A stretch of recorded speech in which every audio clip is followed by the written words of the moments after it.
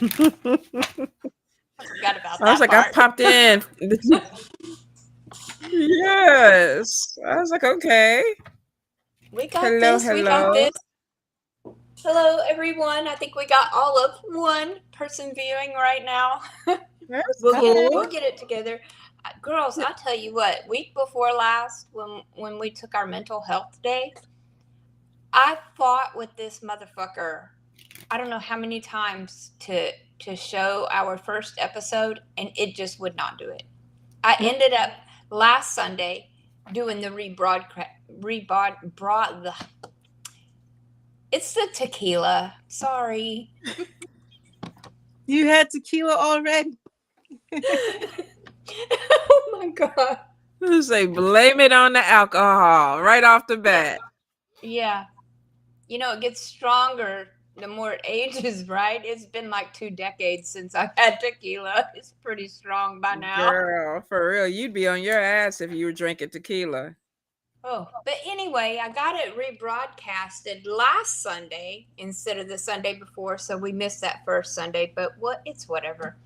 I was thinking though of going back because I have to move all the old videos to my new YouTube channel. So on our off weeks, I'll just rebroadcast all of them. Okay. I mean, one at a time, to fill that space for that week. I do have some questions though, because we had some interviews with some questionable people. I mean, we interviewed the people. We play the videos. All right. Everything is on the internet. What we did and what was already recorded or whatever is already out there. So you can't backtrack. Okay. Yeah. I was just wondering about that because Well, I mean, you got to look at it at the time, just like with anything else. Some people are not going to be friends a year from now. Some people may not even be dealing with each other 2 weeks from now. So you don't know that when you're interviewing or you're posting with people. Right. So, like I said, it's not like they can't go find that stuff if they really wanted to see it anyway. That's true. Because, I mean, it is still up on the old channel. Yeah. Yeah, no, be authentic. We interviewed, we talked, and if, something different happened, it happened. We don't have no control over that. Yeah, because when was that first one aired? I know I was in Dickinson, so that had to have been at least 6 years ago. Huh. At least. Hey, Kiara. I don't even know. Did we interview somebody the first show? No, it was just me and you. Oh, okay. And we were just talking and stuff. Shishi wasn't on it? Mm-mm. But we talked about her and we talked about the Collegium. Oh, that's right. That's right. We were all trying to get that going. Yeah. That's absolutely right. And we were telling everybody if they wanted to get readings, because we weren't doing readings, they could go see Shishi tonight because it was Thursday. Mm-hmm. So she was there with us in spirit. Even before she was with us, she was with us. That's true. Kiara, I think we're doing good. I'm dragging a little bit. I'm not even gonna lie. My energy is a little bit like, I'm bored. Definitely. Yeah, I don't know if the body's getting ready for the time change coming up or what, but I definitely feel like I could take a nap, and I don't even take naps during the day. I do. And then there's Lynna. She always has the most fun. Well, my camera keeps switching off and on. What the hell? Hey, Tatia, how you doing, sweets? I'm going to turn that FaceTime camera off. How do I turn it off?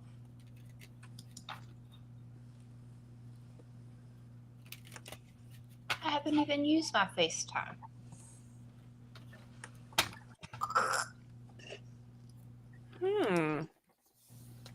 What's up, Nika? So what's the topic today, Miss Lynna? Ancestral magic. Ancestral magic, and it's all you because you just delve right into it. Is what you say? It's all me. Let's see. I can tell Auntie. Make sure y'all get the yeah. Yeah. Hey, Lydia. I am. Well, I flew to San Antonio. Well, before I flew to San Antonio, I have a friend that's in ICU, so I went to go visit them. Um, and I had to come back home and catch up on stuff before my flight. So I think what happened with me is that I just didn't, like, for 3 days, just didn't get enough sleep. And so it's kind of hitting me today. But then I went to the Day of the Dead celebration in San Antonio and was walking all over the place and stayed up. You stayed up that night too. So yeah, I think I'm just like lacking a little bit of sleep. Let's see, you need to fly to Florida and get some stuff. Girl, Nika, I was talking about you in the shower. I was scrubbing. I was in my little zone. And then all of a sudden, I was like, I ain't got my Mambo earrings. And I was like, I'm fixing to send Nika some money. I'm fixing to send Nika some money. And then I was like, I wonder, did Nika get an accountability partner to keep her? Girl, when I tell you I was having a full-blown conversation about you in my head, where I don't know who I was talking to. Must have been your spirit guides, my spirit guides. But I was like, y'all need to jump Nika ass. I was in there with my soul. I was like, y'all need to jump her ass. Because she didn't give me my earrings. Because she didn't give me my It started with some Mambo earrings. Oh my Oh God. my God. What she said. Hi, Day Day. Just sitting here. It's so wild because it's literally just sitting here. Yes, Day Day. I was getting turned up in the shower. Like, I don't even know. So, Nika, I don't want you to think that when I'm in there naked, I always think about you. But for some reason today, ooh, yeah, we was on it. She Yeah, wants her because usually earrings. she's thinking about me. Exactly. Exactly. But I was in there like, yes, get on her ass, spirit. Get on her ass, ancestors. Like we talking today. Hey, Yvette. So the Day of the Dead celebration was amazing. I was just telling Shishi and Lynna, I don't typically see spirits clearly. Every now and then I might get like a good vision of someone. Like I see faces all the time. I see faces in everything. Smoke, wall patterns, floor patterns, carpet. I see faces everywhere. And I know that they're real faces because of the definition of them. So it's not just a pattern of it, it's literally the definition of the face. I saw spirits walking amongst the living at the Day of the Dead celebration. And when I tell you, they were like walking and partying and laughing and smiling. And my head was kind of like this. You know, did you see that? Did you see that? Am I tripping on you? But when I tell you, it was a ton of like beautiful, happy spirit. I even think I took a picture with a couple of them that I don't think were real. I don't really think they were real. I have camera things where it's a black background, like the person is not even fucking there. That's amazing. I think that's beautiful. I know, isn't it wild? So I was like, damn. Like I took a picture of this woman because she was beautiful. She was all in white. It was two of them. One definitely, there's a picture with me hugging her. The other one, I took a picture of her against a black background, and I have the black background on the phone. She's not there. And we clearly had a conversation about taking her picture. But that has happened. I love that for you. Too. So hey, yeah, sometimes they manifest powerful, y'all. Powerful, but it was beautiful. Well, that man that was in your house that time, I could see him clearly because he was wearing like overalls and stuff. The one that back there by your bedroom. He stays in my bedroom. Everybody sees him. Everybody see. He even gets in it. I think Mambo Sierra came to visit, and we were in the bed. And she was like, is this man going to sleep in between us all night long? And I was kind of like, you see him? Like, do you yes, see him? He wears overalls. He's a big, tall man, big man too. And he wears overalls. But the only man that ever slept between me and you was Yoda. That is true. That is Yoda, true. Yoda was a booty snuggler. He was. Bless Oh his Lord. heart. He was. But yeah, my male spirit stays in my room. He doesn't come out the bedroom. He will, the furthest he comes is to the doorway, and that's it. Why he doesn't cross, and he's done that everywhere that I live. He stays in the bedroom. Hey T. So I mean, we have spirits that walk amongst us. We have ancestors. How many times have y'all woken up where y'all smelt cigars? Or like or My cigarette grandpa. smoke? Like you like, okay, somebody's in my room smoking. Like, have you had that, Shishi? Yeah, but I see them and hear them, so when they wake me up, I'm just like, this is annoying. Yeah, I can understand. I 100% can understand. I think it's the beauty of, I know a lot of times we say the veil is really thin during this time of the year, but to be honest, I feel like the veil has been thin for a long, long time. Yeah. It's been thin for about 8 years. Yeah. But I think that may be because we're more open to it. If you open yourself up to it, you can see them and things. And if you're not open up to it, you won't. Well, I think for a lot of people, even that aren't open, are starting to see spirits more clearly. Look at what Yvette said, her dad's cigarettes and her granny's mothballs. There is a name for that when you smell. And Isn't it go clairsentient, ahead. isn't it? Yeah. Yeah, so it's interesting. It really is interesting. What's the first question on the ancestral thing, Lynna? Because I can't pull it up without clicking out of Oh, y'all. I didn't look. Let me look. Because I'm trying to pull it up here too, and my computer was like, nope. Let me see. I think this is a beautiful time. Like, of course, I Okay. honor. Like personal background. So this is to the guest, to our viewers. How does your cultural heritage influence your spiritual practices and beliefs about ancestral magic? I think that's so good because this past weekend, or really this weekend, was the Mexican Day of the Dead. What is it? De los Muertes. Yes, Dios Mm-hmm. de la Muerte. And then November would be Gede season for those who practice ATRs, African-based traditions. There are other dates when you go to other, of course, countries and things like that. I love the fact that the Day of the Dead encompasses many traditions. Yeah, I You know, think it's actually on November 1st, isn't it? Maybe they were just celebrating the week before, or the they could weekend have been. before. Typically, I think that most people celebrate, like you said, the beginning or the first week of November, but they could have had the celebration, like you said earlier. Because I think that's, didn't kids go trick or treating this weekend as well? No, I don't think so. I think some of them did. I know Really? Taylor went to a Halloween party. Oh, okay, a Halloween party. Yeah, I could see that. I haven't had anybody over here trick or treating, but I do know that they're putting out their sweet bread and everything the first week of November. My friends that are Hispanic are putting out their food. And then, of course, we'll be doing Gede celebration starts on their feast day on November 2nd. So I'll Okay. be putting So, out. let's compare the two.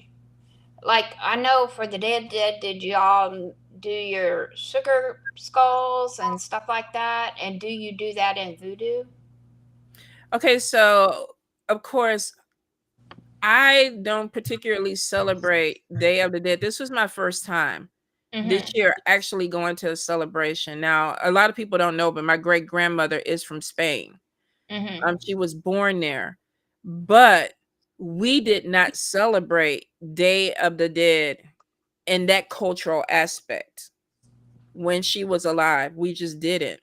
And I don't know, it was because she came over here and she was in Louisiana and it was just not, she wasn't with her other family. I'm not sure. I actually didn't get into like the Day of the Dead or Getty celebration until I started my path with Vodou. So it's still a reverence to our ancestors that have passed. So I think that's the common denominator. But when it comes to sugar skulls and things like that, do we do things the same way now? We don't. And Yvette is right. November 1st is All Saints Day too. So there's a lot of things that I think are similar as far as giving reverence, putting food out, lighting candles, elevating them, cooking their favorite meals, dancing with them, celebrating. That goes all the way across the board with it. But then there's also other traditions that are completely different. Yeah, the Jewish is completely different, but they do it every week on Shabbat. So They go ahead.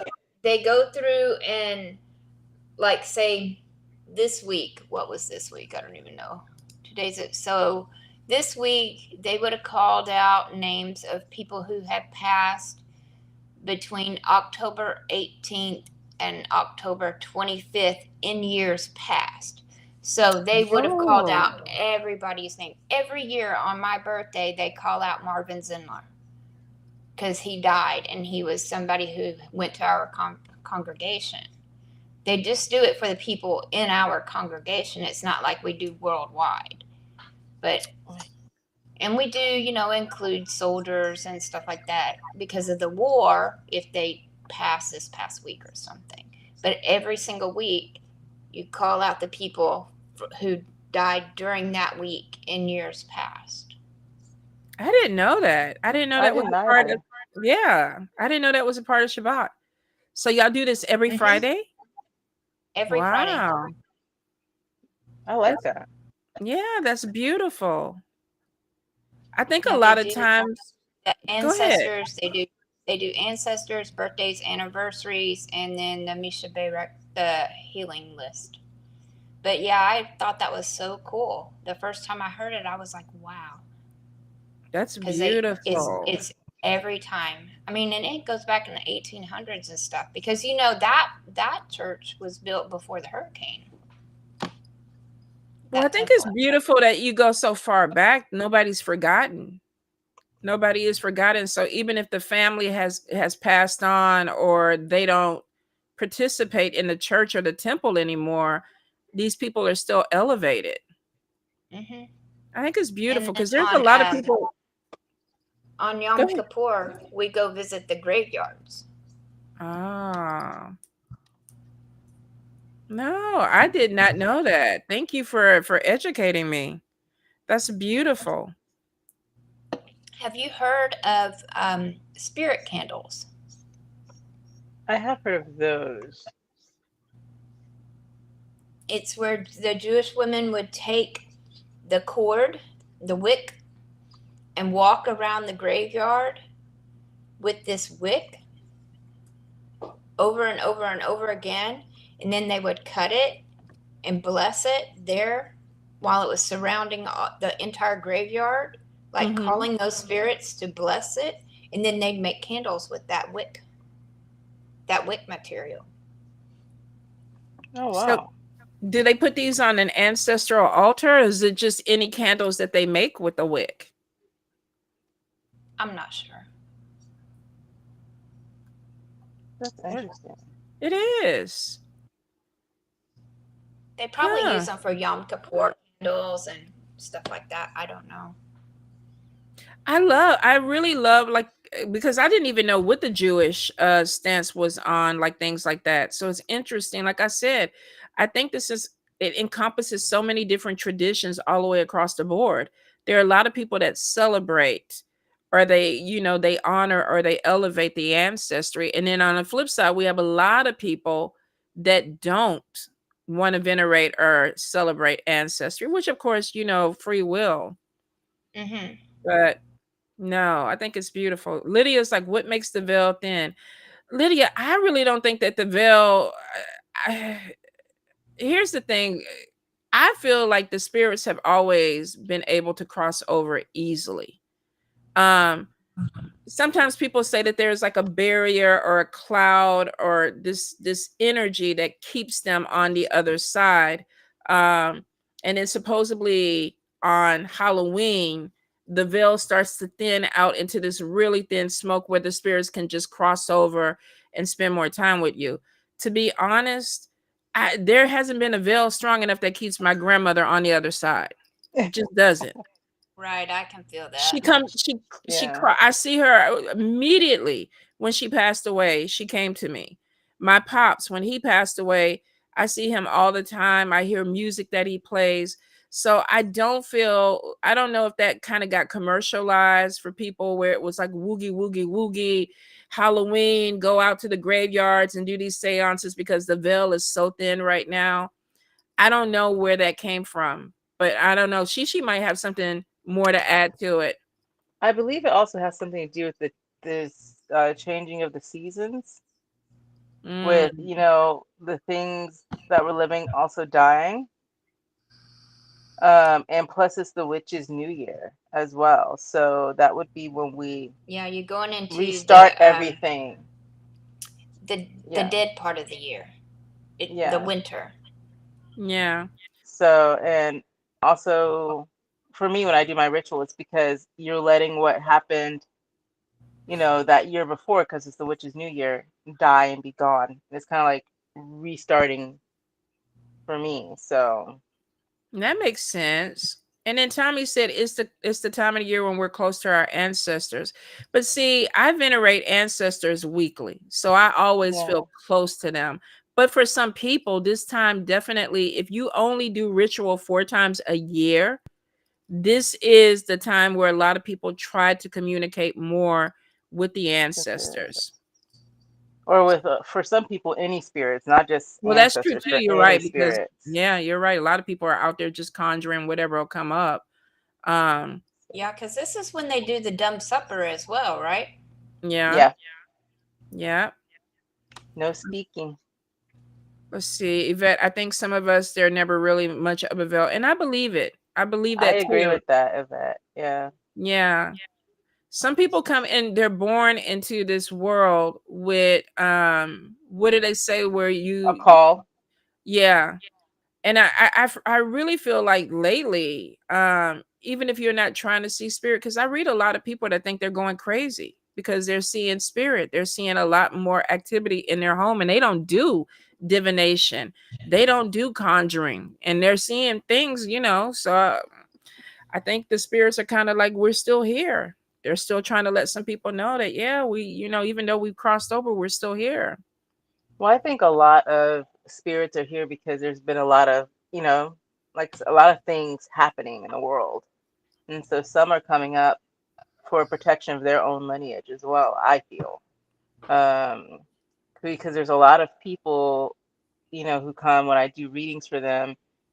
It's a lot of people who come in for other people that they don't even know. So we have a lot of older ancestors coming up lately that many people have forgotten about, where these people have to go and ask their mother or grandmother, who is this person that's, was in this reading. And so they I don't know. I feel personally, for me, I feel like because the world is in such turmoil right now, a lot of spirits are coming up for protection and trying to give wisdom and knowledge.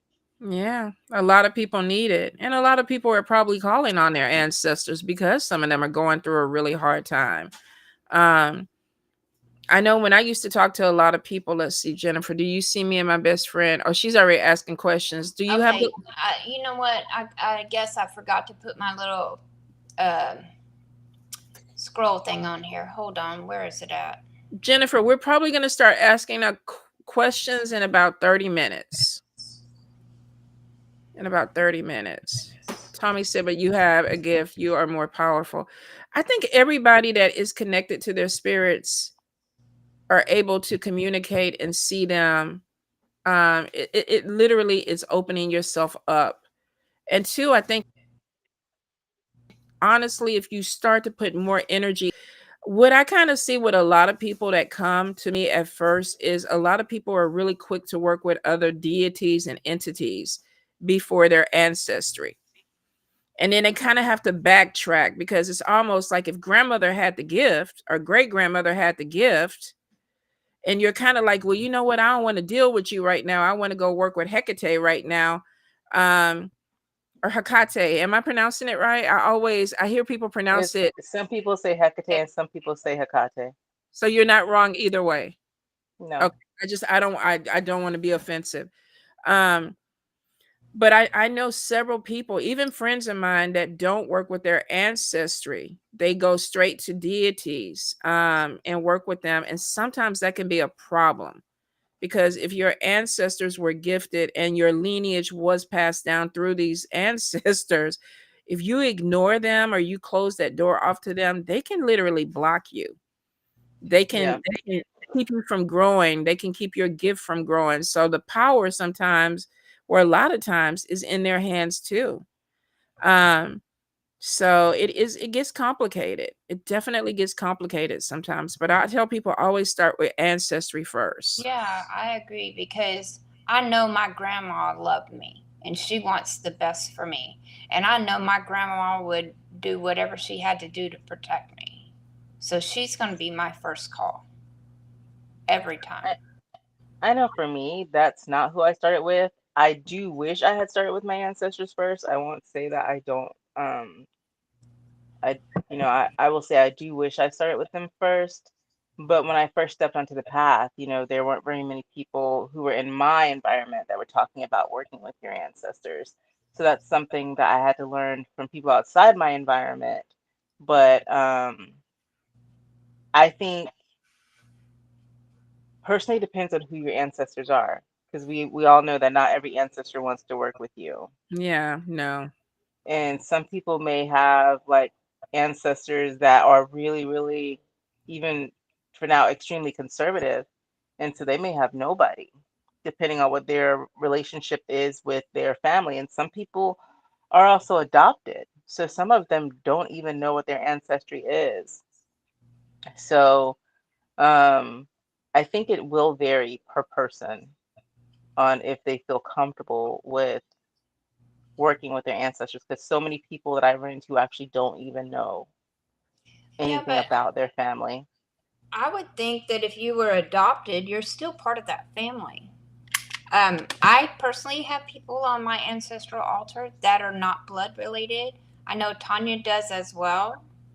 But if you're adopted, they chose you to be a part of their family. So wouldn't they protect you and be there for you?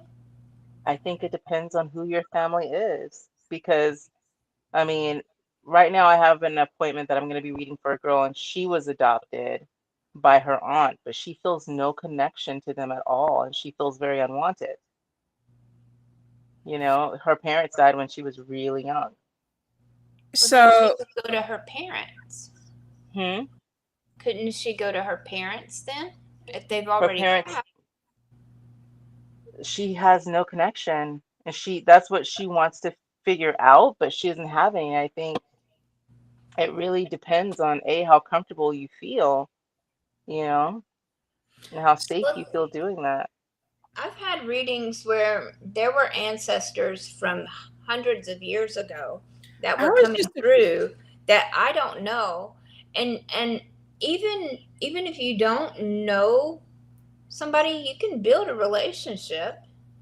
well, we do it with deities. We don't know deities when we first get with True. them, but we build a relationship. Now, piggybacking off of what you said, Lynna, a mentor taught me a long time ago how to kind of do a mirror exercise to bring in ancestors. Now, like you said, we have ancestors that go back other lives. Like we have spirits that may not be human that have walked with us when maybe we weren't even human. And I know it sounds crazy. Y'all stay with me.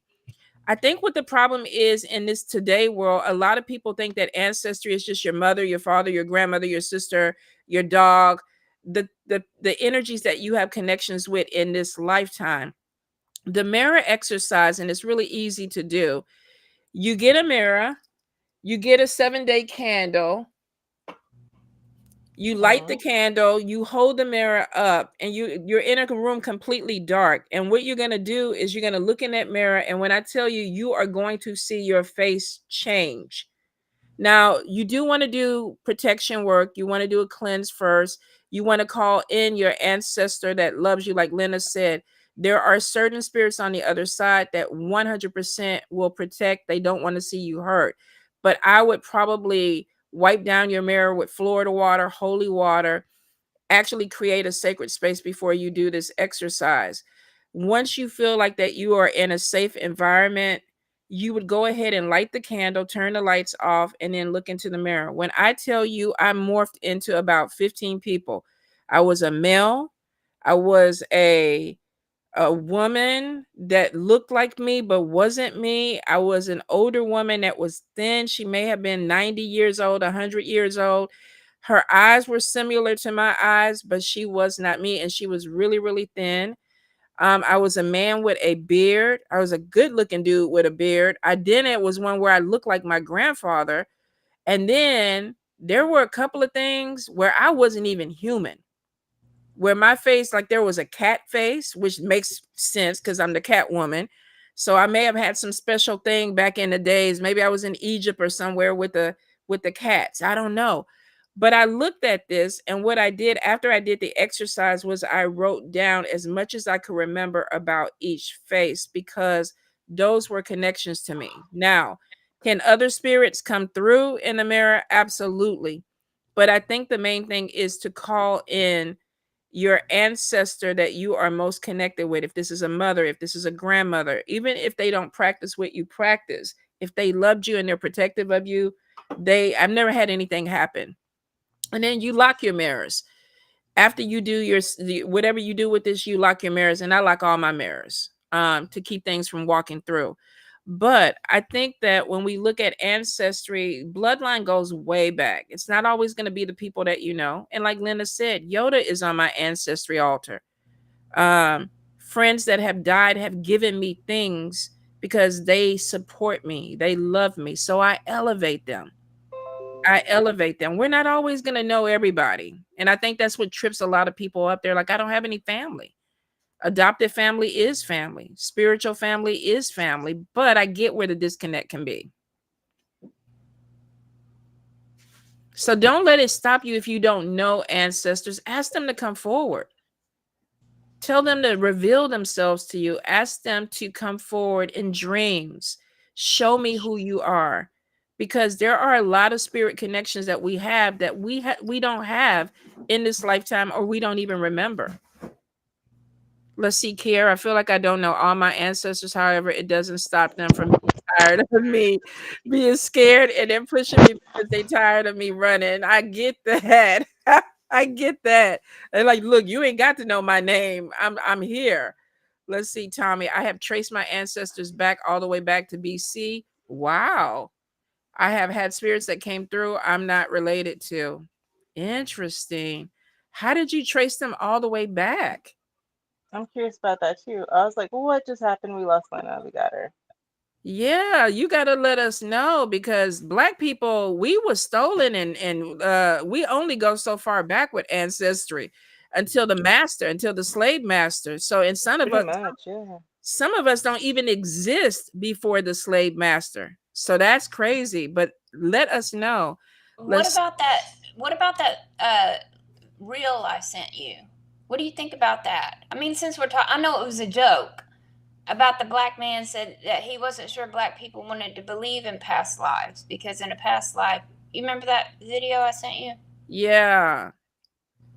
I feel like that, unfortunately, people of color, especially people that were brought here, there's always going to be that line or disconnect with us because we can only trace back so far.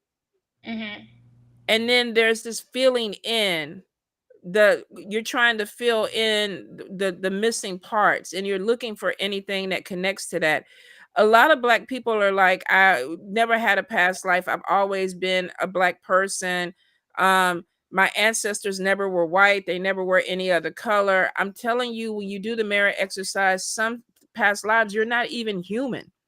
You're not even human. I can't explain it to you, but there's a lot of things that go way deep when you try to go back to your ancestry. If you're just stopping at the people, there's a whole bunch of other shit out there you're connected to that may be a aliens or y'all. I know I sound kooky as fuck.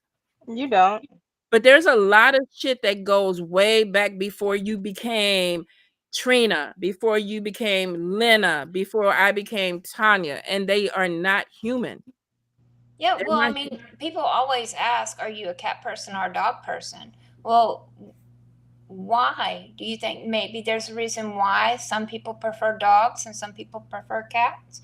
Maybe because that was our family in a past life. Well, I told you one of my visions, I was a thing that looked like a cat.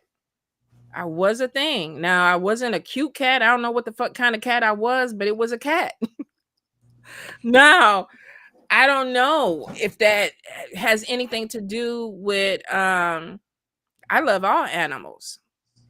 So I don't know if that has anything to do with a preference, but I don't know. That's what I said. There's a lot of things that go way deeper than just our grandmothers, our mothers, and our cousins, or people that have just recently crossed over. It goes way deeper than that, but it goes as deep as you want it to go, to be honest. There's some people that only want to go back to their mother, their grandmother, and that's it. And that's cool. Well, I mean, people have to be comfortable and do what works for them. Absolutely. You know, Absolutely. What's the next thing? What's the next question? let me see. Let's see, Nika. I saw a white arm while doing a last past life meditation. I was living in a cave and I was a witch. When I the white arm freaked me out. Okay, this is so funny. If y'all know Nika and the amount of trouble that Nika gets in with white people, and it's not some it's disagreements or little things like that when they go too far or whatever. The whole concept that in some past life Nika used to be white, which I 100% believe that there was something there, is funny as hell to me. It kind of goes back when people are like, oh, you can't practice hoodoo because you're white. You can't be in voodoo because you're white. You can't be a European, or you can't practice European witchcraft because you're black. How the fuck do we know? How the fuck do we know what the origin was? Where it all began? You could do your records. Oh, that's true. The Akashic You records. could do your Akashic records. Yeah. Maybe That will tell you. That will tell you if. I mean, that talks about all your lives, whether you were human or not. interesting. And y'all know Shishi does Akashic records. So maybe if you really want to do a deep dive, hit her up, y'all. Hit her up. She did one for me, and I was a priestess before. And you were telling, and I already knew I was a priestess because ain't no way. I was like, I stepped into this shit way too too easy. You're a princess. I stepped into this lifetime with this shit way too easy. I was like, I did this shit before. I know I did this before. But it was interesting, the information that she gave me, and it really did connect with a lot of things that I deal with in this lifetime. Shishi, what's the cost of your Akashic record reading? I think it's 175 is what I priced it at. 175 or 185. Yeah, Like if you're interested, definitely hit her up. Because, and just let you guys know how I do my records, I pull the lives that are relevant to your life now and like the lessons and things that you're trying to do. So that's why. That's how I do my records. So, because some people don't know why they're here this life. And so I pull the ones that are relevant to this life. If you want something different, I can do that too. So check into it. Lydia, it's email reading, right? Shishi? Like you give all the information, or do you do phone? No, I do it via email. It takes me 3 to 5 business days. Because I mean, I'm sitting there in the library and meditating. It takes a lot of time for the most part to do a full reading. Tommy giving us all her history. I know, she's like, I know it, all of it. And I love that. I love that you know that. I love it too. I think a lot of times to understand who you are, you need to understand who you were. That's agreed. Yeah. That's agreed. You know, a lot of people are always like, I love when people are like, I don't know why I'm the way I am. Well, yeah, you kind of do. You really do. More than kinda. You know exactly why you are how you are. You might need to dig a little deep down. Yeah, I was like, some people don't though. It's a I some people have mean, to it, subconsciously it's it's some there, but people that they evil as fuck, and they want to know. I don't know yeah. why I'm evil as fuck. Yeah, you do. You got a glimpse somewhere in your past life that you was evil as fuck. So, and all these people that are lost on this journey where they don't want to look any deeper. I don't know why, but there are some people that may be scared of what they see. I don't know. Do you think Hey, Victoria. talking about ancestral magic? Oh yeah, no, we figured out Nika. We figured out Nika. Why you put your head down? Nika catching Sorry. hell. Nika catching hell today. Well, no, but also like, I'm a little exhausted like you too because they, the time switch and everything. So I'm a little off kilter. But when we think about ancestral magic and we talk about, why people are the way they are, I often wonder why, some practitioners, like how do we get to the practitioners who are always doing negative towards others. And I wonder in their past lives, it's not my place to pick up their past lives if they don't want me to. Um, if they were always that way, or if something happened in their past life and they were like, this life we're coming and we're fucking people up. So I wonder that sometimes because some practitioners are like, did you just hex that lady because she made your bagel wrong? Is that what's happening? So I wonder that when it comes to ancestral magic. But then I wonder also lately with ancestral magic if some, and I mean, I actually have the answer to that, but I just want to know what you guys' thoughts are. You know how you have some lineages which are all love and light, and then you have some that are just complete dark. Do you feel like, um, when it comes to lineage magic, that some, let's say there was a dark practitioner and they decided they want to be love and light. Do you feel like their ancestral master magic would continue to be stronger in just the dark, or could they take that same strength and apply it to love and light? I feel like that free will plays a major part in your magic, even ancestral magic. There are some people that I have read for and they come from a very dark lineage. They do. And they'll even say it like, a lot of times I just want to fuck people up. I just want to fuck people up. But I feel like I need to do better in this lifetime. I just feel like that I need to do better and be a better person and blah, blah, blah, because it's just the right thing to do in this lifetime. And I'm like, okay, but maybe you were born to fuck shit up. Maybe you That's weren't. dumb. Yeah, I, maybe you weren't born to come in this and try to be all love and light because they're dealing with society norms at that point. That's not who really they are True. because they want to fuck shit up. That's their lineage. But because it's not proper, I can't just go around cursing and hexing people, but you want to do it. And those are the people that smile in your face and they go in their backyard and bury you inside of a pig with worms and shit like that because that's really what they want to do. There are some people, no matter how dark the work is, I've known people that have gone through shit and they will not curse people that probably deserve to be fucked with. They will not do it because it's not their character. It's not their personality. Um, I'm I a don't nice know. person. I don't know if I agree with being born into a certain dark or light. I think we have both in us. And I've seen some people and that was but fucking listen, evil. listen. I am a human being. So is what's that? Sarah Palin or whatever that's over Alaska. She's human, right? We think anyway.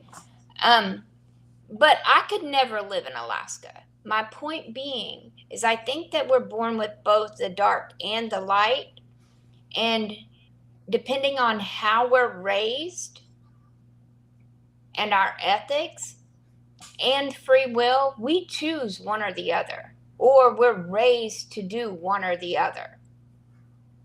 So let me put it this. Sorry, go ahead. Because even though that woman can live in Alaska, I sure as fuck ain't going to Alaska. And there's no way in hell she could survive here. I'm just asking because, like, if we look at it, like, let's say your whole family did nothing but practice dark, and that's what their grimoire is, that's what everything is just dark. Mhm. And you Right. decide you want to switch. And we know that, with our spiritual gifts, sometimes it gets stronger as our family continues to grow and practice, right? So Tonya, like, let's say all of a sudden Jazz busts out and she's a priestess, but all these gifts were there and it was building up from, Tanya's portion. So I was just, I was looking at it in the sense that, looking at how people's gifts grow many a times according to like how strong it is in their family, and they pass it down and they pass it down and they hone it. I was wondering if, certain, families, the way they teach it, if like, let's say your whole family the whole time was just doing nothing but practicing dark, dark, dark, and then you woke up and you're like, no, I want to be loving light and care bear.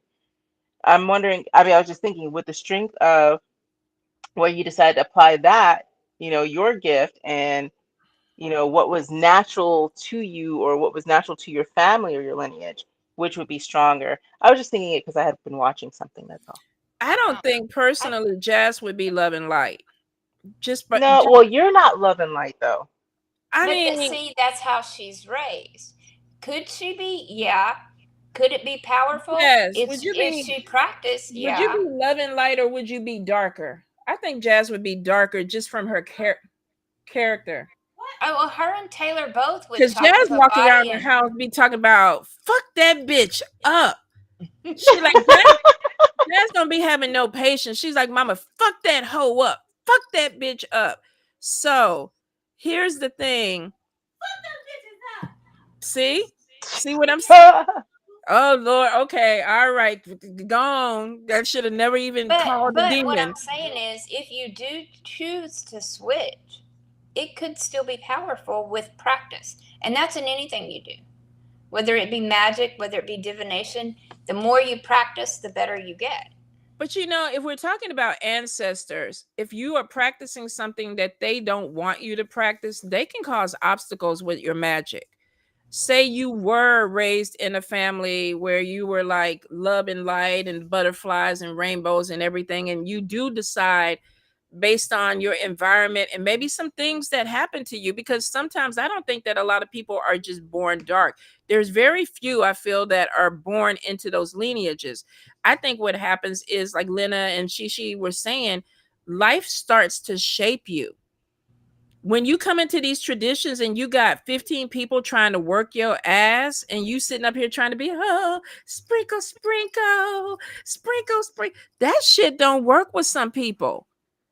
It don't work with some people. Sometimes you got to get off your ass and get in touch with that shadow energy that brings out some now controlled. I think what happens with a lot of people though is they get in emotions and then they want to do all this shit because they're emotions, because nobody has taught them.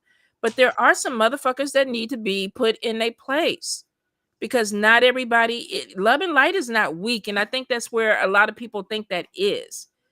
There is magic that encompasses a lot of things, and there's power in all of it. There are Lawa that are like love, and they can transmute negative magic like nothing. Out of love, they just love the person so much that their magic has no power. That is powerful. We got a lot of people around here, and I think why we get all these people that are burying people in the graveyard and trying to kill people and shit, because magic that's based off of emotions like that is easy. It's easy Because to go in. emotions are powerful though. Emotions are powerful. You get mad and you go, I'm gonna bury that bitch. I'm gonna go to the graveyard and bury that bitch. That bitch, I'm gonna curse her whole family. The emotion that you are throwing into that is giving that magic the power. But a lot of people are not prepared for the blowback. Because if you are going against somebody who's powerful or somebody that has powerful ancestors and you try to do that shit and you are chaotic with your work, your magic, you gonna get handled with. What does that mean? Don't fuck with people when you don't know who their spiritual team is or they people are on the other side. Yeah, So because Yeah, I was their just ancestors thinking, don't play about them. I ancestors was don't just play. thinking because Lydia says I like dark and gothic things, though it's weird. But it's not weird because Lydia, when you look at Lydia, she's just the kindest, sweetest looking person, but I'm sure she could fuck you up. So you don't know who you're dealing with. You may see somebody online and think I'm gonna fuck that person up and they're so weak when it might be the baddest bitch in the world you ever tried to fuck with. And to be honest, her mom may not have been a nice person. Her mom may not have been love and light. And it could be something that is passed down to her. I think we talk about balance a lot when it comes to ancestry. A lot of times when I'm wilding out, I sit with my ancestors and I ask them to calm me down, to calm my head, to give me wisdom, to teach me the right way to handle things, because sometimes it's not all the energy that needs to be exerted that we think needs to be exerted in certain things doesn't have to be that way. It just doesn't.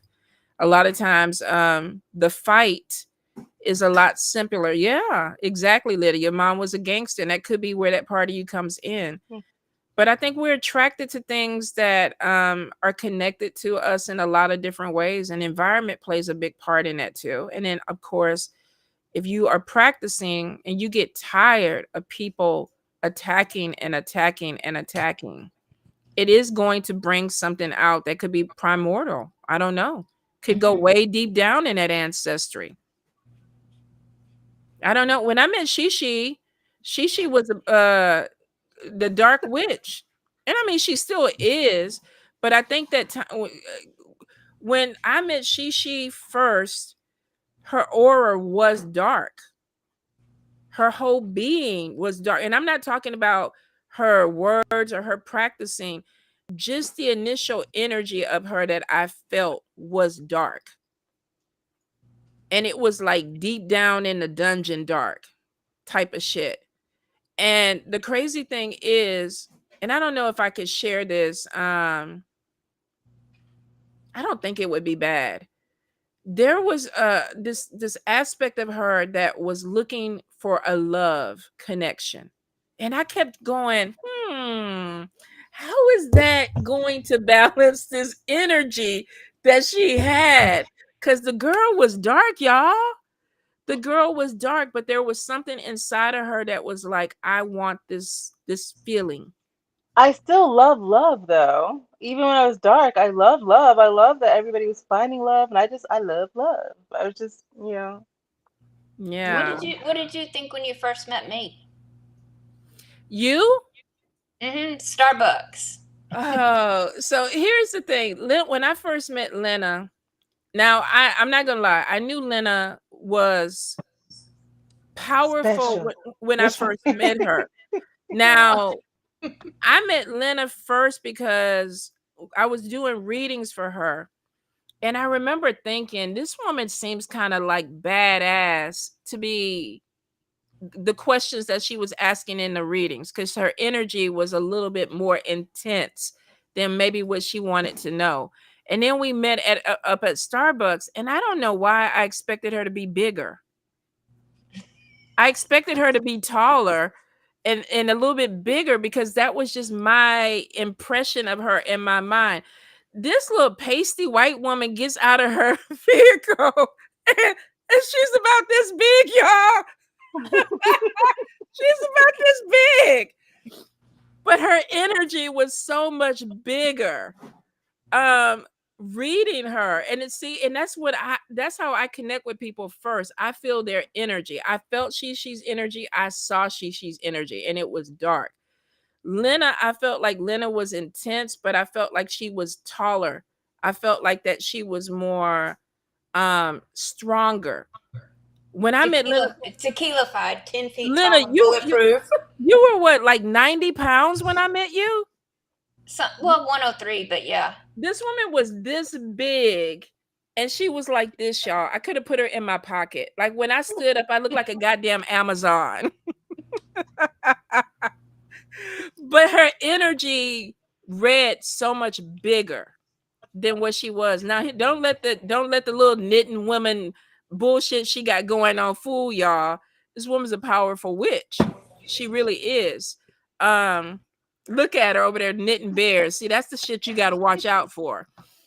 But it's interesting how I saw both of them in different energies, and both of them have become like besties, like just really good friends. If I went off of my first impression, me and Shishi probably wouldn't have been friends.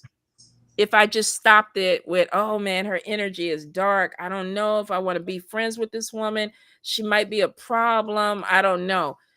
She wasn't. She wasn't. And I love the way that she communicated. And I think her ancestors kind of came in and softened everything for me.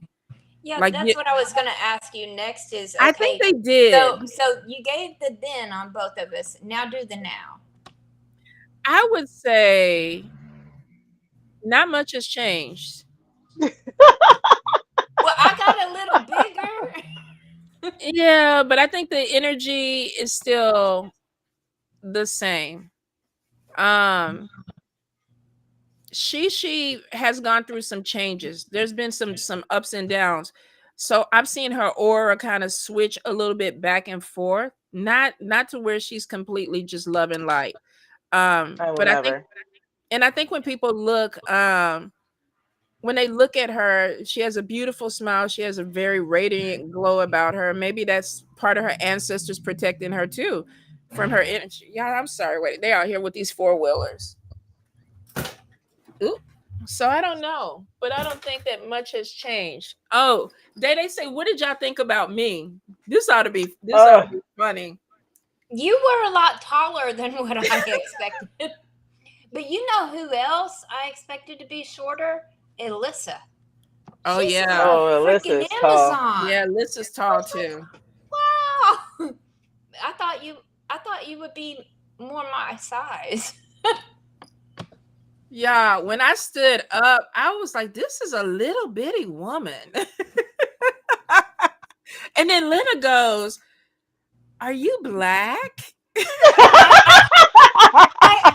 asked her. What the hell I was? I said, I'm not trying to be rude, but what are you? She did. And I was like, what does she mean? What the fuck am I? Because I would have died. I couldn't figure it out. I mean, I'm not racist or anything, but she didn't look black to me. She could have been Spaniard or Creole, but she not black. I was You're like, racially what ambiguous. are you? Girl, that's that Spaniard blood. And she is all of the above. She's not just black. She's Spanish. She's Creole. She's American mutt, just like the rest of us. I am definitely a mutt. I am. But yeah, it was, I think honestly, you know, based on ancestry and things like that, I think that we don't get to know that aspect of our friends when we first meet them. Like typically the aura was what I pick up on most people. I know immediately if I like you or not. I know immediately. And I don't fake. I don't play with you. I don't even fuck with you. If I don't like you, I don't fuck with you. I just don't even wasting time like that. So I will say when I first met Tonya, I was intimidated. I think I was intimidated actually. Why? Exactly, right? She's so tall. Actually, the thing is, we haven't met in person, so I know I'm probably up to her knees because I'm really short. I'm short. How tall are you, Shishi? I'm 5'2". Okay, you're taller than me.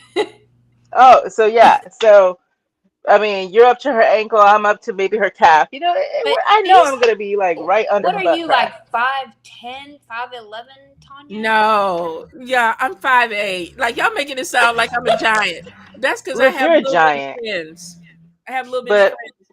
Oh, when I first met her, go ahead.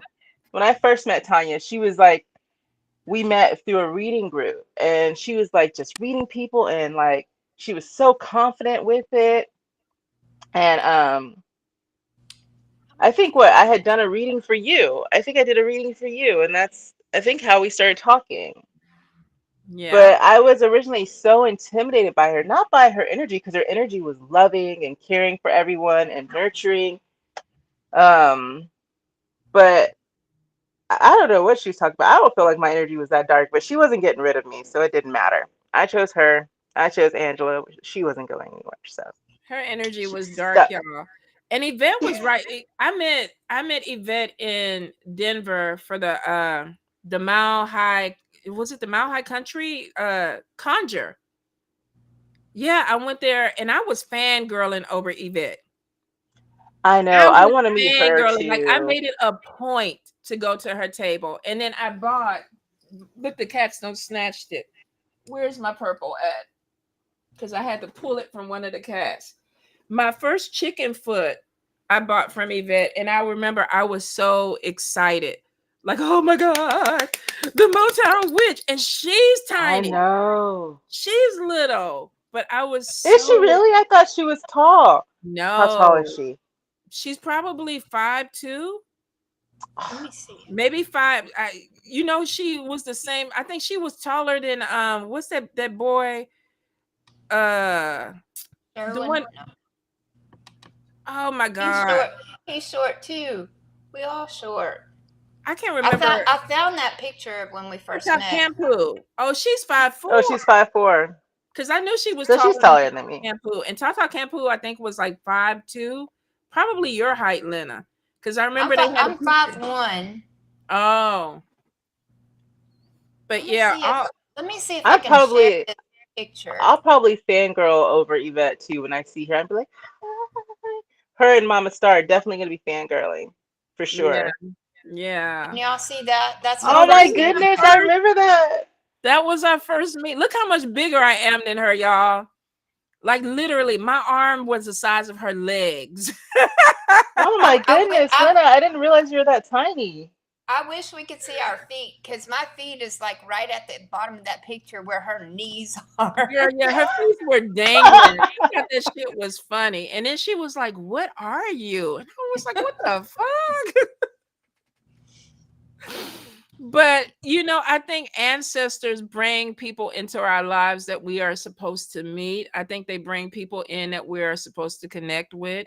Because like I said, I don't make friends like that. I like a lot of people, but there are certain people, like I said, if I don't like you, I don't fuck with you. There's no faking the funk. And I don't even care if you don't like me. I prefer you don't fuck with me either. If you don't like me, we cool. We are cool. My grandmother, who is on the other side, doesn't like a lot of people around me. And I'm noticing that as I get older, that I'm hearing her more where it's like, don't, no, yes, like it's like really like a lot more guidance, right? And I don't know if it's because I'm less stubborn and I'm more open to it, but I feel like our ancestors typically bring the people into our life that we need to meet because there's something there that is going to be done with that person or those people. And then they also move people out of the way because sometimes, what is it, the season for the friends? Sometimes you are meant to connect with people for a small amount of time, and then the ancestors push them out the way. There are people that I am ending this year with that I don't fuck with anymore. And I have no desire to make that right. None.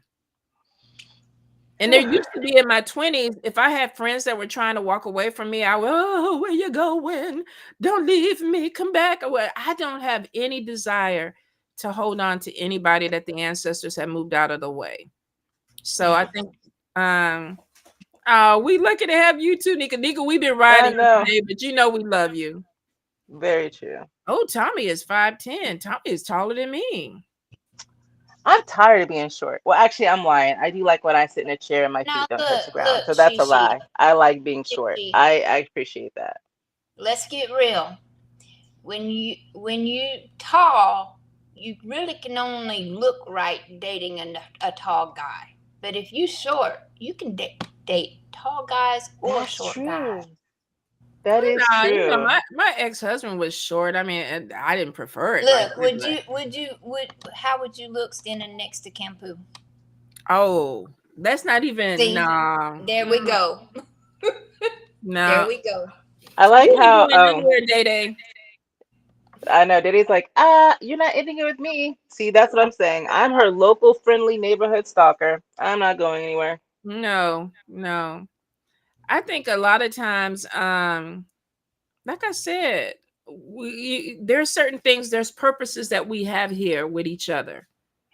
Even if we don't understand it, there's purposes. And I think that we're brought together because of those purposes. And then, some people end up going their own ways. Ancestors can destroy a relationship if the relationship isn't right. If they don't feel like you need to be with that person, so can other deities and entities that we work with. So whether this is romantic or platonic, spirit, if they don't feel like something is working out in your favor, especially your guides, they move that shit out the way. Yeah, they really do. True. That is so funny. Yes, I am the local friendly stalker, I love you, Lydia. I love you. I think that, well, let's even talk about that. Let's even talk about mentorship. Because I think that sometimes we share ancestry with people, or our paths have crossed. And that could be why some people end up with certain mentors or connected to certain people, because there is an ancestry there. A lot of people were like, you were in Haitian Vodou, you weren't born in Haiti, you weren't born in Africa. And I'm like, yeah, but we look at the ancestry.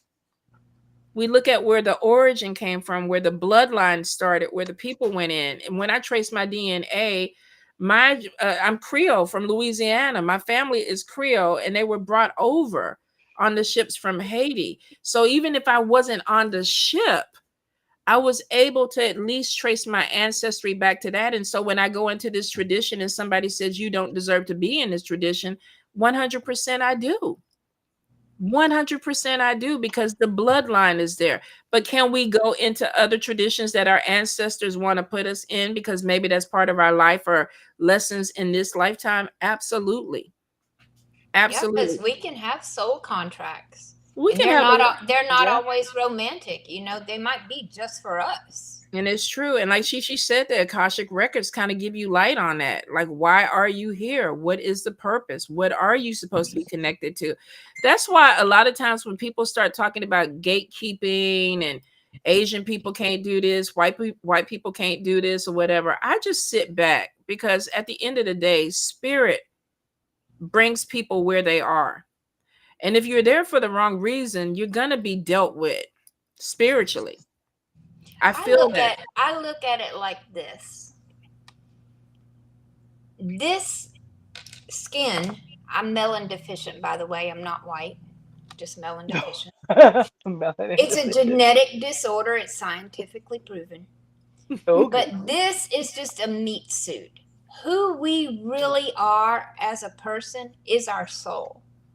If you have ever seen a person die, even a dog or a cat die, you know the moment their soul leaves their meat suit, their body, but you never see it, because that soul has no color and that soul has no gender. So who's to say that I can't be in Haitian Vodou?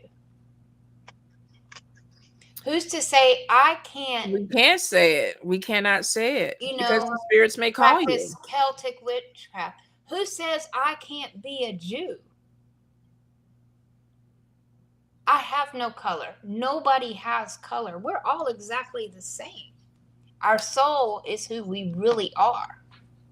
Now Oh, I'm sorry. I didn't mean to cut you off. Go ahead. And let's go back to the beginning of time.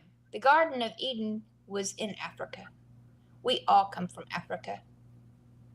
If you do your DNA, you're going to have at least 2% African in you. Everybody. Well, yeah. The white people are the mutation. It's scientifically proven. It is a genetic defect. It really is.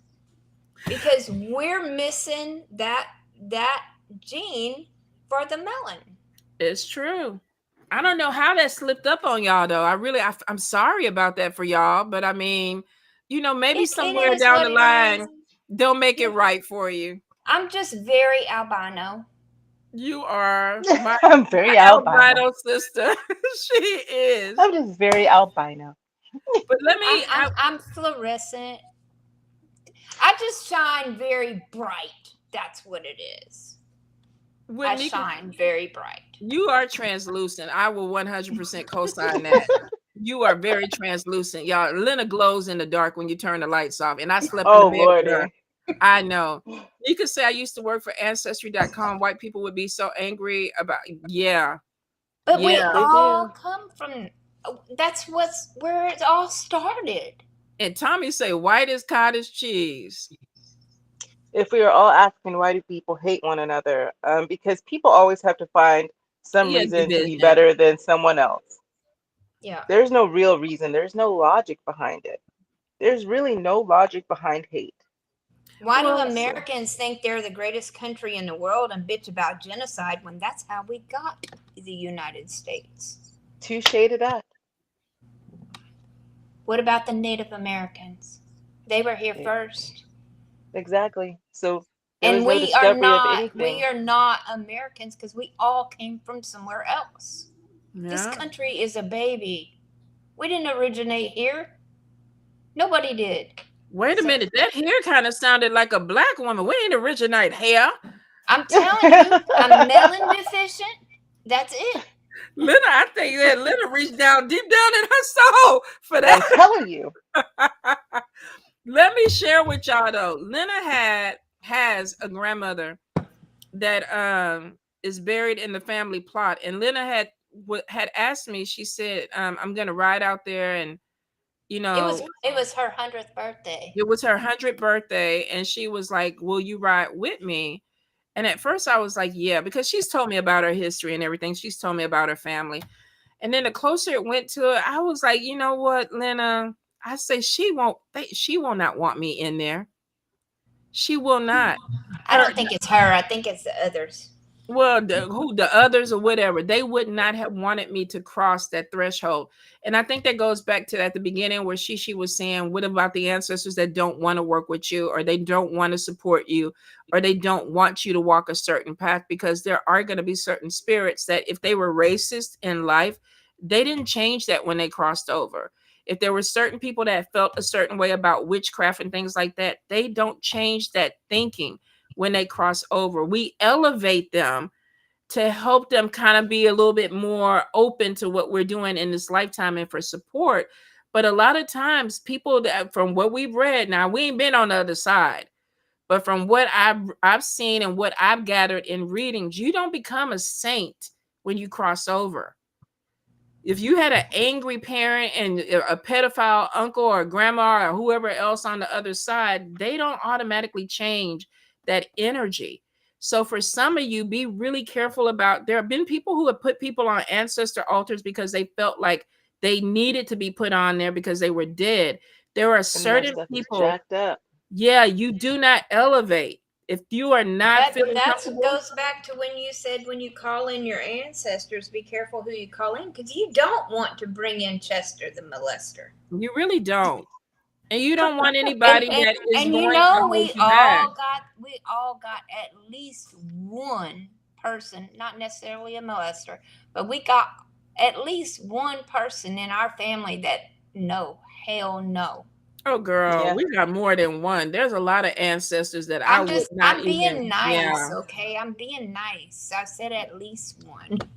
But y'all think about that. I'm gonna show y'all a lot of people, and I pull this out to show. A lot of people always say, Tanya, I don't have room for an ancestor altar. I don't have the space to venerate them or whatever. So this is a little wooden box. You can get this at Hobby Lobby, Michael's, or whatever.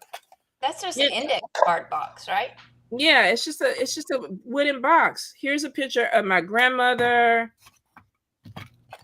Here's a picture of Yoda, because yes, your pets can be on your ancestor altar. You can elevate them. You can even make your pets hellhounds and shit like that. Yeah, and Yoda protects her because Yoda protects me. He's in that house. Now, my grandmother was into the Bible, so we got a little bit of a Bible, and then we have a white candle. So if I was going to set up an ancestor altar, you could do a glass of water and a picture of the person. If you don't have a picture of the person, you can put to all my ancestors, known and unknown, I honor you. I honor the ones that want to work with me. I honor the ones that want to walk with me on my path. The ones that do not want to work with me, I do not elevate you. I do not honor you. You don't have to even acknowledge them. But for people that love you, you can start off with this and a candle, y'all. Something as simple as this. Mm-hmm. And then at the end of the day, if you share space with somebody and you don't want them to know that you're doing this, you put all this back in your little box and you close it. So there's always room to elevate. When I die, I want my kids to elevate me. I have a whole wall. COVID took a lot of people that I love. So one shelf became 7 shelves. There's a lot of people that gave me things before they died. And I always ask my friends that before you die, put something aside for me that you want me to put on the altar. And they do. And I got all kind of penguins and teacups and little things that remind me of the people that I love. And I think the good thing about it is that it's simple to elevate them and light a candle. There's a lot of times, y'all, when I was trying to do ceremonies, I would sit on my ancestor altar and cry because 1, I was lost. 2, I had to raise money. 3, I was exhausted. And then 4, I was like, am I even supposed to be doing this?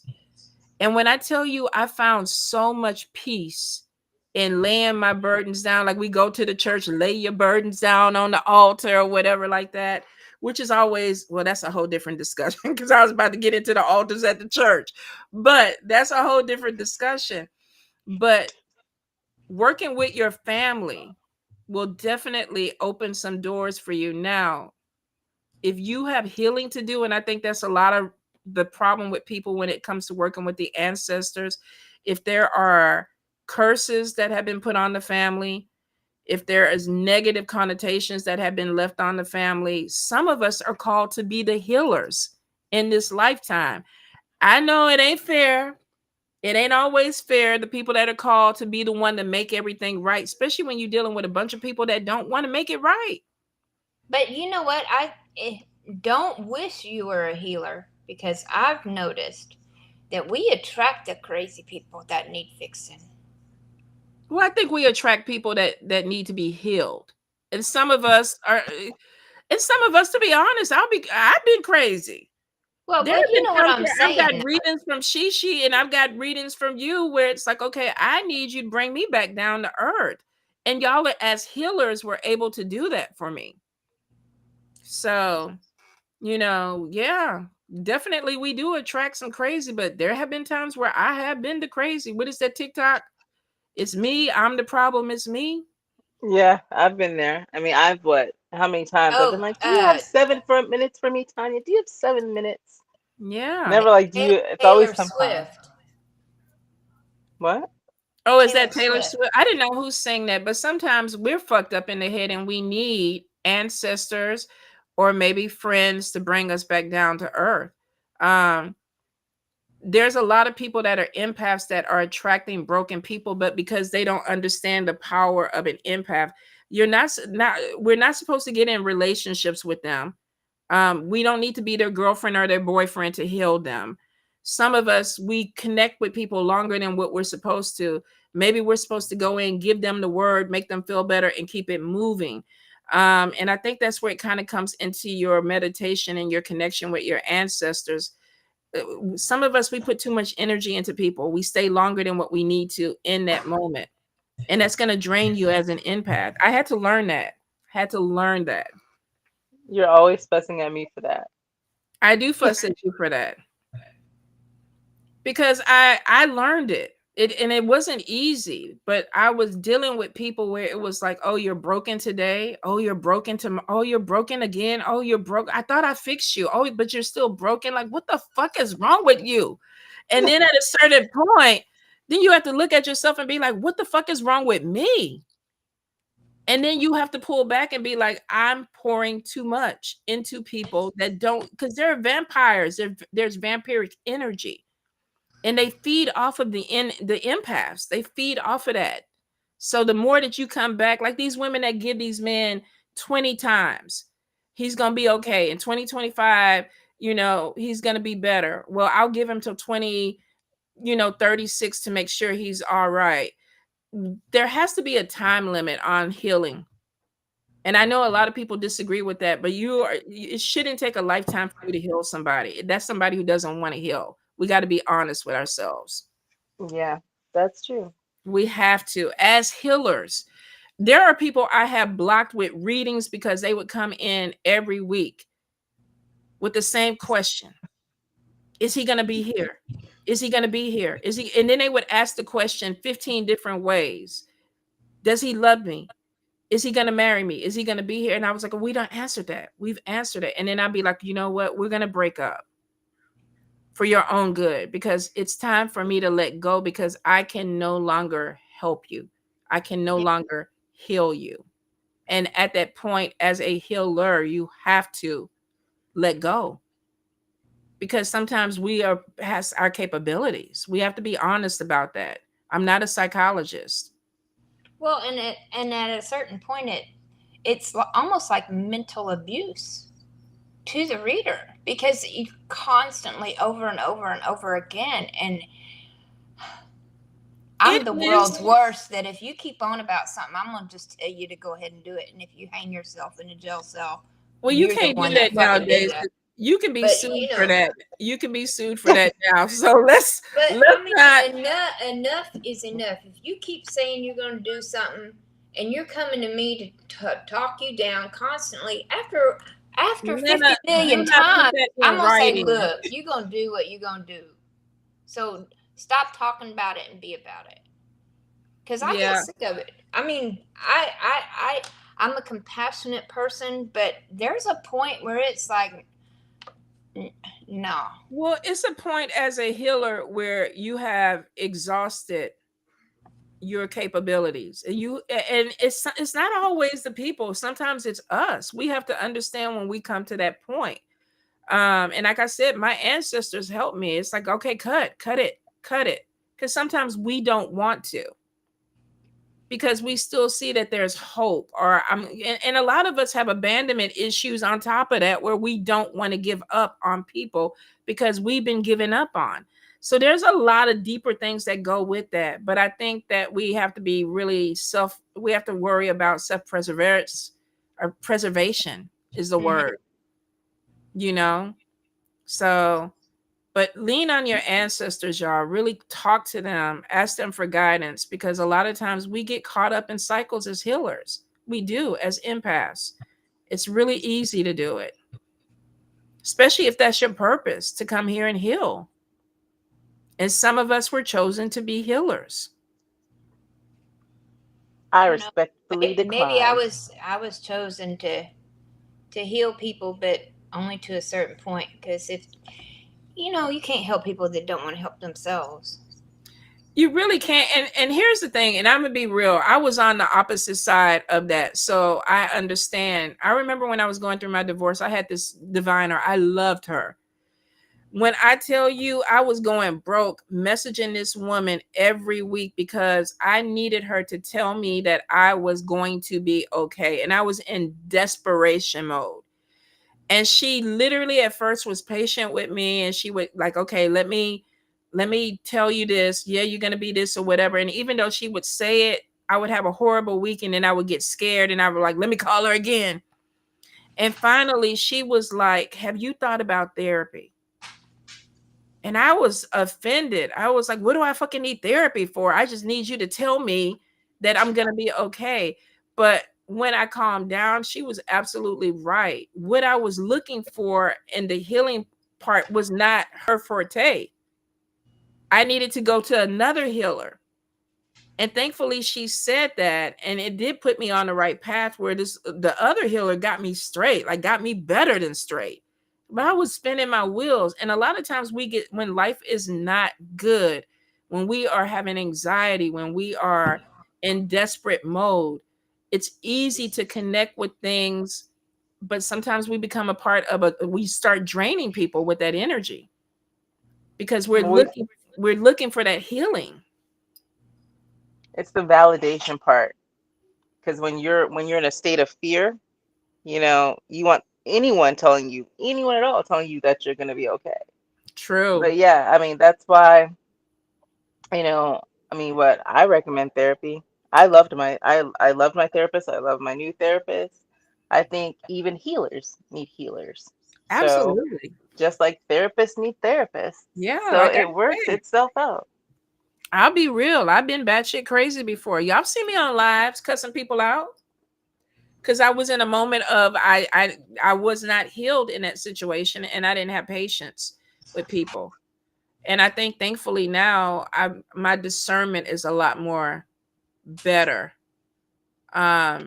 Where you can discern vampiric energy, because there are a lot of vampiric energies out there right now where they just latch on to people and they just drain them. So it's one of those things where I always call on my ancestors to give me guidance, you know, give me discernment. Therapy is self-love. Absolutely. Absolutely. Well, Nika, I mean, I think it takes a very special person to go into that profession. And I think people are called to things like that in their life because they have that, whatever the energy is that they need, they have it. You know, not everybody can do it. You know, It takes a lot of patience. it does. Just like even really divining. A lot of people don't like reading people because it's draining. They love to do it and they love the connection with spirit, but they don't want to do it professionally, or they don't want to do it in a way where it becomes a crutch, because you can have people become very codependent on you. I remember a couple of years ago, I had a woman message me and she was like, is it time for me to have sex with this guy that I'm dating? And I was like, you asking me? And she was like, yes. And I was like, well, do you get moist when you're around him? And she was like, yes. And I said, well, does your heart beat a little bit faster when he comes close to you? And she was like, yes. And I was like, girl, give that man some booty. You don't need me to tell you to have sex with this dude. Your body is telling you it's time to have sex. But she had become codependent. So it was like, should I have, you know, coffee this morning or should I drink tea? No, we don't. That's not spirit. That you don't need that. That's a common sense thing. And so we got to be, you have to be very same with social workers and nurses. Absolutely. I've seen the same thing. Even massage therapists, they'll come in and be like, what is this mole? What is this rash? Can you squeeze this pimple for me? And I'd be like, hell, like, what the fuck? You're not a dermatologist. But I think people sometimes get caught up in, there's just this thing of all inclusive. All inclusive. Oh, we got a scam artist. Amos came in quick too. I know. Hold up, I'm gonna catch him. How does one how does one break the cycle of becoming codependent on readers? So here's the thing. There's definitely spiritual guidance, and that's where you're asking spirit to maybe help you maneuver something. If it's a relationship and you're asking, is this person your person, and a reader tells you, no, I don't see it working out, and you keep going to this reader 15 more times because you want to hear, or you go to 25 different readers because you want to hear that this person is your person, you're codependent on the outcome. You're not really listening to the message. And then there's a lot of unscrupulous readers out there that give you just enough for you to come back in, like, oh, they're thinking about you. Oh, they're about to break up with somebody. Oh, they've done the healing that they needed to do, and now they're ready to come towards you. And, 13 readings later, you don't spend $800, and this person is not even fucking with you. They don't want anything to do with you. There's a lot of people that scam, but you got to be careful about that. I had a lady not too long ago come in on one of the chat platforms and ask a question, and we did a whole reading on it. The very next day she came back, must have copy pasted the exact same question again. And I told her, we just did a reading on this exact same thing yesterday. I can shuffle the cards again if you would like, but have you done anything to change anything? Because you're wasting my time and your money. I mean, I could be helping somebody that really needs, and I'm not trying to sound like I'm all that. I am all that, but I'm not trying to sound like that. But if you already asked me and I already told you, and it's only been maybe 24 hours, and you haven't lit a candle, you haven't done something, then why are you asking the same exact question again? I'm going to tell you the exact same thing. It's true. Oh, thank you, Heather. Here's the thing, too, y'all. It takes a little time for things to come in fruition. I don't think you should be getting a reading with a reader in a week time if it hasn't happened. If I give you a reading and something that I said in that reading doesn't come true, you really need to stop fucking with me. Here's you just the thing, too, though. Because if I'm not hearing the message right, I don't need to be passing the message on to you. Here's the thing, too, though. People have to understand, clients have to understand that things are done in divine timing. Sometimes, yes, we can get an exact time, an exact date to the day. And other times, it might be after the beginning of the year, which could be January, February, March, you know? So don't come back and say, oh, that reader wasn't right because they said it was going to be by this week and it didn't happen until the following week. Well, timing is in divine timing, period. And, you know, thank you, nothing's set in stone. So the individual could be doing something that either delays or speeds it up as well. Just like, did you light a candle? Did you do something? My whole belief, the reason you get a reading is to see what's going on. If you stay on the exact same path that you are currently on, you get that reading. If you don't like what's going to happen if you stay on the same path, then do something to change it. If you like it, then keep cruising right along. If you don't like it, put some work into it. Change it, because you have the power to do that. I'm bitching now. I'm sorry. Well, here's the thing too, you guys. And I've shared this before, where a favorite reader told me that I was gonna have a baby after my tubes were tied, and I was like, "There's no way I'm gonna have a baby. My tubes are tied." And she was like, "Yeah, you're gonna have a baby." And I remember going back to my gynecologist and being like, "I don't think you did something right, because I'm gonna have another baby." And the gynecologist, of course, is looking at me like crazy, like, "You're not having any more kids." Well, 8 years later, my sister gets pregnant. I'm there at the delivery. I'm holding my niece. I'm raising my niece for 4 years. And everything that the lady told me about having a little girl was not me. It was my sister. Here's another thing. There are readers who can only see 6 months up at a time. There are readers that might take you 2 years into the future. And then there are readers that take you far beyond what you can even comprehend, because it hasn't even happened yet. And when I tell you this woman gave me that reading, it happened 8 years later to the T. And it was free. I believe that I've heard this story before, and I believe it was you having a baby because you did raise her. Well, she didn't explain it to me that way, but yeah, it did. It definitely did happen the way everything that she said was going to happen. It happened. Just happened with my sister. But it just so happened that I was the surrogate. Well, I was the surrogate mom, I guess you could say. So I think when it comes to things like that, there are certain readers that can go really far into the energy and pick out a lot of things that may not have happened. They may not even be on your radar. So I don't think getting a reading every week is beneficial for people. First, you have to let something play out. And if you are calling somebody every other day, you're in some type of, there's an anxiety or depression or some type of thing where it's like, I'm desperate. I'm looking for something, and the reading may not be what you're looking for. Ooh, okay, y'all. I gotta get with my god kids in a little bit. We got any people to read for?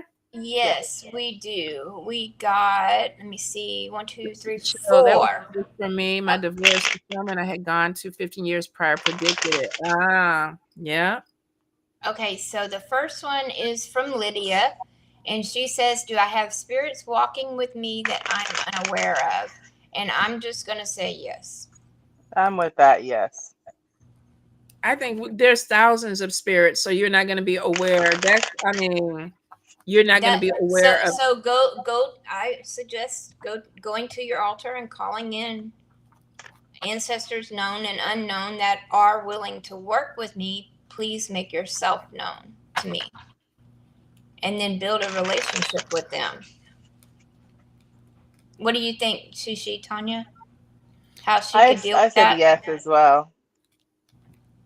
It's I think showing the stalker card is showing that you have spirits that are watching. So you might have watchers, you might have guides, you might have ancestors. There's different classes of spirits, but it is showing I get thousands of spirits that are walking with you.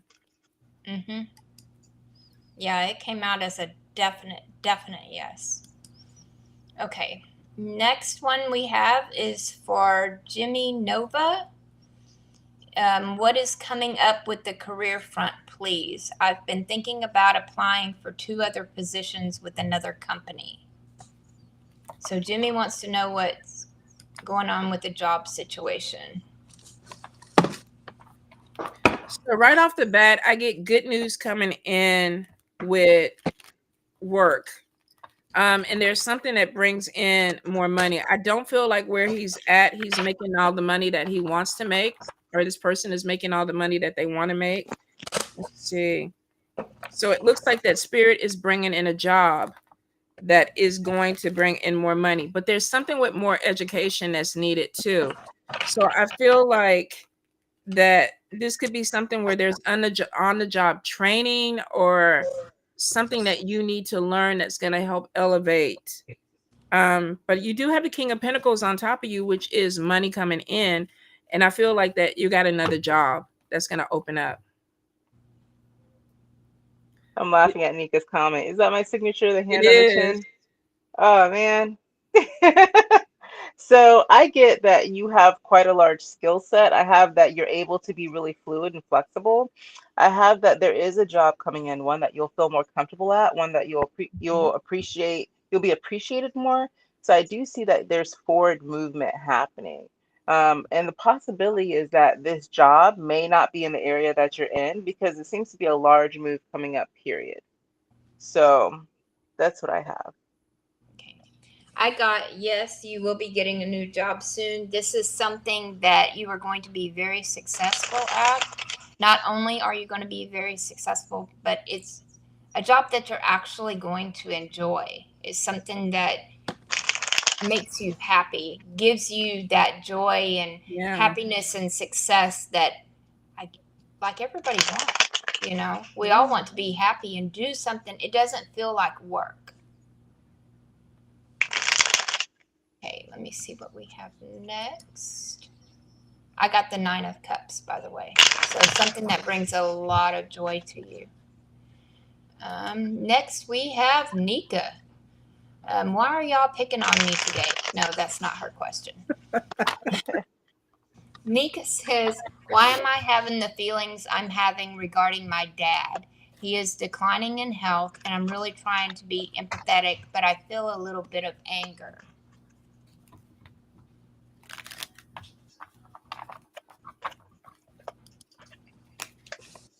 I get that you haven't let things go. It could be that maybe you feel like you're owed an apology, or maybe you feel like something is not settled. Um, because I see that there's an inner struggle, but then I also see you struggling with other people. Um, it might be that also, viewing this, you may have to get some stuff off your chest. So I would suggest sitting down and like really connecting with yourself subconsciously, because it seems like there's something, like I said, that you're holding on to that needs to be said and needs to be released, but it may be that you need to say it to him. Unfortunately, I know he's declining in health, but it's something to get off your chest is what I'm getting. So. I mean, I'm getting that they didn't have a commitment, or the connection is not there, and it's possible, to have children where you don't pour into them or the connection is not there, and the issue that I'm getting is that people expect you to be empathetic or obligated towards him as he's dying, and you don't want it. So I think you need to be very truthful and honest to yourself. It's a natural thing. um I don't think my mom is still alive, and as much as I love my mom, there are things that we haven't worked through that I just don't even think are going to be like, oh, let me cry this out, let me make sure all this is there, because I don't see it being that way. I could be wrong, but I think that a lot of times people expect us in death to have some type of sympathy or empathy towards people that are dying. It doesn't look like that y'all had a good relationship. So why fake the funk? Say what you need to say. Whether it's good, be honest with them. This is the way you made me feel. This is how I feel, and then let them go. Yeah, I got the Hermit. And what I'm feeling, though, when I got this card, there's a bunch of different things. One, in Hermit mode, you haven't dealt with the issues. I also feel like there's unfinished business, things that happened that was never talked about. It just was like you went into hiding, you didn't deal with it, but those issues are still there. You still have unfinished business, and maybe you don't want to deal with it, and that's okay too. That's your choice. So if you're not feeling empathy for him, you know, you don't have to. You don't have to. You know, anybody can be a father. It takes someone special to be a dad. That's all I'll say.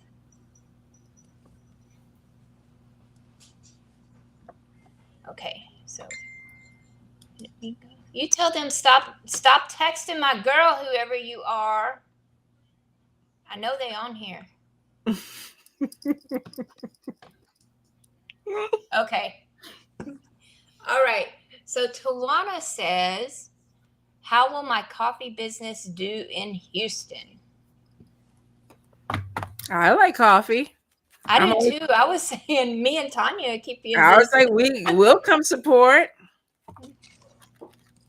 So let's see. What was the name again? Tawana. Her coffee business spirit.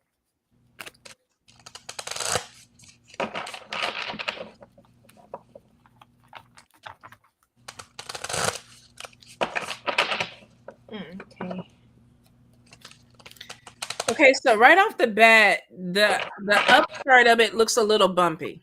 And then it shows that you're very ambitious, and I'm definitely getting some triumph over obstacles. But be prepared that it may not launch as smoothly as you want it to launch. There may be some obstacles that you have to deal with before it actually starts to turn an income. Now, I don't know exactly where it is, but I do feel you're going to be tired with this. You're going to be mentally tired. You're going to be physically tired. And anytime you start a business, it literally is like giving birth to something. I have a couple of businesses, and I know how it is when you're like stressed over it. You're growing it. You try one path, it doesn't open. You go a different way, it doesn't open. And so it's a lot of start stop. And I feel like that's what's happening with you. And I feel like it's going to kind of pull your energy at first. The good thing about it is you're showing as a Queen of Swords in the upright, which is a queen who's ambitious, and her sword is in the air, and it's like, I'm cutting down any shit that's getting in my way. But you're gonna be tired, so please take time to take care of yourself. Know that, yeah, you got some growing pains coming in, but it looks like that there's success after obstacles. It just won't be overnight, my love. I actually mirror that, but I also see that you need to be very careful about who you confide in during this time, because while you're feeling tired, while you're feeling stressed, you have a lot of people who are, while they may seem friendly or hopeful, they're actually kind of enjoying your downfall. That's because they haven't gone for their dreams yet. I do see you overcoming, the depression and the doubt that these people may want to put into your path, which is one of the hurdles. There are some things that are going to be a little bit more costly because I do see more money coming out initially than going in. Mhm. So there may be some things that you need to have repaired, or there may be some issues that come up that you were not expecting. So, if possible, if you have more money to set aside, I would definitely, try to do that. You do have success, like Tanya said, it's not overnight, but I do see on my end a lot of the issues that you're going to be overcoming will definitely be those in your circle who are dropping doubt and adding to your sadness because you were hoping that you would launch much easier and faster and be successful a lot more quickly than what is initially set to happen. So Mhm. I actually got a combination of Tanya and Shishi. I got the Ten of Swords. The Ten of Swords is backstabbing, it's depression, it's feeling like you're being crushed. So it will be a rough start. Um, the good news is the higher the number, the more intensity on the pain, but you're getting closer to the end. So you're at a 10, and so it's going to get better. You're not going to gradually get worse and worse and worse. You're already at the hardest part. It's going to be very hard. What I heard when I was shuffling the cards is go to farmers markets, get out there, make sure you're doing your marketing. But she said it right. People will try to stab you in the back because not everybody's going to want to see you successful. And Tanya's right, is because you're going to overcome it all. But Yeah, you're gonna have to put in your work. let us know where you're at. Maybe we can pop up and do readings and bring some different clientele in and then have coffee because we love coffee. Do you have we got to blueberry block coffee? Jasmine William. Oh, Right. Jasmine Williams. Okay, I'll get you. Hold on, I got her. Hey Jasmine, how you doing? I'm gonna do a reading for you today. The first reading is I'm gonna block you on Facebook and then I'm gonna block you on Restream. Okay, so have a good day. Bye bye. No, she did not give Jasmine a message. She gave Jasmine a message. Lord. Hey, I was right though. My prediction came true immediately. Okay, and that's all the readings that we have for today. Well, thank you all for being with us. Let's see. Thank you. I will let you know it's actually Caribbean coffee. Ooh, Haitian coffee. Oh yeah. Ooh, my spirits would love it. Absolutely. Yeah, let Tanya know and she can let me know and I'll drive. I love to drive. I'm not there, but I love coffee, so I'm not in Hey. Texas. I got your address. We can mail it to you. Yeah, I was gonna True. say I that would too. like that. Well, Are you gonna be like serving or selling bags? Because that way we can mail it to Shishi too. That would be cool. It would be nice to have some Caribbean coffee over here. Tanya's got to go. Only announcement that I have is I'm online sporadically on my links, and so are the other ladies. Y'all can book online by looking in the description. Don't pay attention to people. Look, I haven't replied to anybody. We reply out loud, not in type. So somebody hits you up, tell them go fuck themselves, whatever. But yeah, if you want a reading, get with one of us. All of our links are below. If you want to donate because you just think we're awesome people, you can do that too. It's all in the description. Next week, we go live every other week, like live in person, but on the alternate week. So next Sunday, we're going to go live again, but it will be a rebroadcast of something I'm not sure yet. Maybe we can do Campoo since we were talking about him. I'm just saying. There's Lynna every time. She's so messy. She's so fucking messy. We were talking about short people. Maybe next week we can redo our little. We did an interview on that little man many years ago, and people might Not want to that see little it man. without Not that Little little man. man. You Oh just my keep God. going. Maybe people Doubling want to see down, how short y'all. he is. Maybe people She's want to gonna see how stick it. short he is. Ooh, Lord But have mercy. I hear he is like 5'4" though, so he's still taller than me and you, Shishi. This He is is true. not 5'4". He is not. Yvette was taller than him. Yvette is 5'4". He's 5'2". Okay. Yeah. I don't even know why we going back and forth on this man's height. I'm just saying. I've never seen him, but I heard he was I'm small. warning y'all now that we're gonna be doing the interview with Tata Kampu, who we later found out is not a Tata at all, but this was recorded before all of that information. So if you want to go watch what he was selling, you can go watch it. But I promise you, his store is no longer open.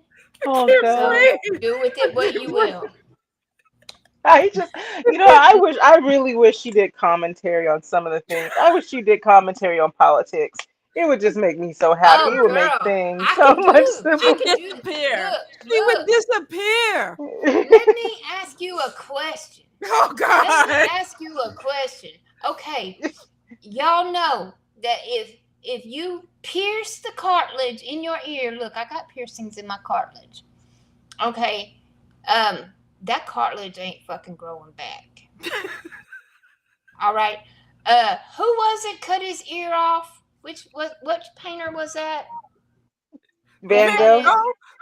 Okay, Van Gogh cut his ear off. That motherfucker did not grow back his ear. I want to know how you get shot in the ear and lose no cartilage. I was like, where is this going? She said She's she like, want yeah. me commenting on politics. How do I you really- know? God. How do you I think you not should be one of the lose political cartilage? commentators. It would be great. I'd be like, I would watch it. I would stay up Wait, over where I am left to my watch it. shoe. Hold on, let me stand up. Fight. Come on. Girl, Really? she would not follow the teleprompter. Let's Really? just You be definitely honest. would not. Are you? Well, if the teleprompter glitched, I would have no problem. Then would I? Look, If we I all wasn't gonna following. die. Oh That's my it. We all God. gonna die. And that's it. I'm just saying, it is medically impossible to grow To grow your cartilage ear back. It's true. perfectly in 24 hours. But if you want to wear a maxi pad on your ear while you go golfing, you go ahead and wear a maxi pad on your ear while you go golfing. I'm just saying. These goddamn Leos. These Leos be fucked in the head. I have so many Leos in my life, and I'm just like, I swear to God, every Leo I know. It is impossible. I mean, it's impossible. Well, they are cloning sheep. You know, there was Dolly. But how did they know they needed to clone it? How they know they need to clone an ear that fast? Don't it take time to grow? yeah. Lynna, bye. Click off. We love y'all. We'll see y'all in a couple of weeks. Bye. Bye. Come back next week for Tata Kampu. No, God. Bye, Lynna. We love y'all.